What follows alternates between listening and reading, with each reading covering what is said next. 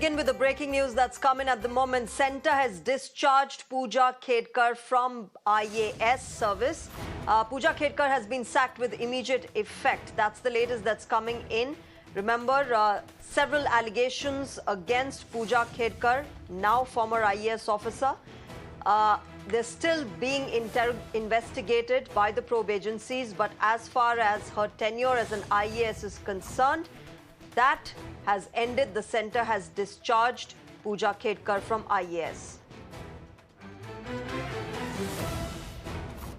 Let me go across to my colleague Pragya, who is joining us with more on this. Pragya, this was not unexpected. This was in fact expected, considering the kind of allegations that have been pressed against Pooja Khedkar. But now finally the fraud IAS officer being discharged from the service.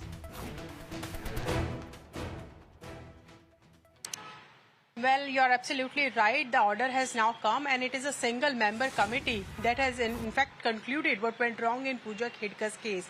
And it is under Rule 12 of, I would say, Probation Rules 1954 that she has been discharged of the duties. That rule states that if any probationer is found ineligible to be continued in the service, he or she should be discharged with immediate effect. This is what the order also says. And it also says that not just Rule 12 of Probation Act, she has also violated Rule 3 of Civil Services Examination Law, which says that you have a mandatory limit of the exam number of tests that you can take and number of times you can take that exam. She has exceeded those limits between 2012 and 2020. The limit was over, but she got, she took another exam and got it cleared in 2022.